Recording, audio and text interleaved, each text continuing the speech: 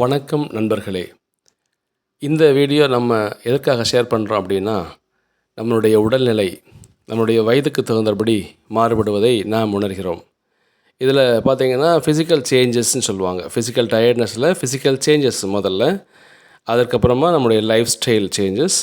இதை சரி பண்ணுறதுக்கு எப்படி மேனேஜ் பண்ணுறது அப்படின்ற பற்றியான ஒரு சின்ன விளக்கம் தான் இந்த வீடியோ.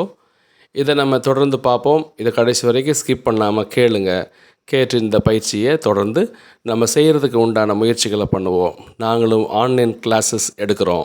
முடிந்தவர்கள் நீங்கள் தொடர்பு கொள்ளலாம். இந்த கலெக்ட் பண்ணக்கூடிய பணங்களை நாம் நிறைய விஷயங்களுக்கு, நல்ல விஷயங்களுக்கு பயன்படுத்துகிறோம் என்பதை உங்களுடைய தாழ்மையான கருத்துக்கு கொண்டு சொல்கிறோம். ஓகே, நம்ம பயிற்சியை தொடங்கி பார்க்கலாம். இல்லை என்னென்ன நம்மளுக்கு வேணுன்றதை நம்ம கொஞ்சம் ஃபாலோ பண்ணலாம். தொடர்ந்து கேட்பீங்கன்னு நான் நம்புகிறேன் உங்களை. ஃபிசிக்கல் சேஞ்சஸ் அப்படின்னு சொல்லும்போது நம்ம மசில் லாஸ் அப்படின்ற ஒரு விஷயம் ஒரு வயதுக்கு மேலே ஏற்படுகிறது. அது மட்டும் இல்லை, நம்மளுடைய மெட்டபாலிசம் மாற்றம் அடைகிறது. அப்புறம் நம்முடைய ஹார்மோன்ஸ் சேஞ்ச் ஆகுது. நம்முடைய கார்டியோவாஸ்குலர் எஃபிஷியன்சி ரொம்ப குறையுது. நம்முடைய ஹார்ட் பம்பிங் ரொம்ப ஸ்லோவாகுது. இது ஒரு காரணம். அடுத்து பார்த்திங்கன்னா லைஃப் ஸ்டைல் சேஞ்சஸில் செடென்ட்ரி லைஃப் ஸ்டைல், நம்ம விருப்பம் போல் நம்ம வாழ்கிறது, ரொம்ப ஒரு தூக்கம் இல்லாமல் நம்ம உழைக்கிறோன்னு நினச்சிட்டு உடல்நிலையை நம்மளை கெடுத்துக்கிறத நம்ம உணர முடிகிறது. அப்புறம் குரோனிக் ஹெல்த் கண்டிஷன், அதாவது நம்ம ஒரு டயபெட்டிஸ் இந்த மாதிரி இருக்குன்னா இது சம்மந்தமாக நம்ம மெடிக்கேஷன் எடுத்துக்கிறோம் இல்லையா, இதெல்லாம் சேர்ந்து நம்முடைய லைஃப் ஸ்டைல் சேஞ்சஸாக நம்ம இங்கே கருதுகிறோம்.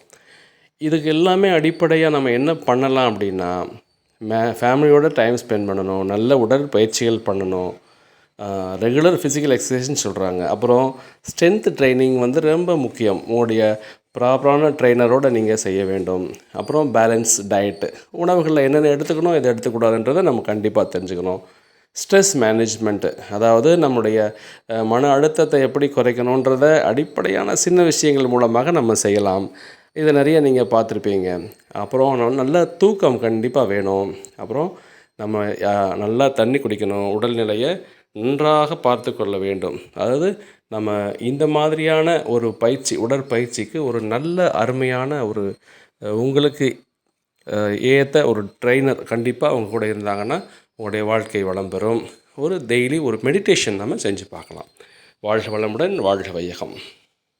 அதற்கெல்லாம் என்ன தேவைப்படுதுன்னா, நம்ம மெடிடேஷன், நம்மை உணர்தல், எல்லாமே எப்படி சாத்தியம் அப்படின்னா நம்மளுக்கு ஒரு முறையான ஒரு குரு தேவை என்பதை நான் சொல்லிக்கொள்கிறேன்.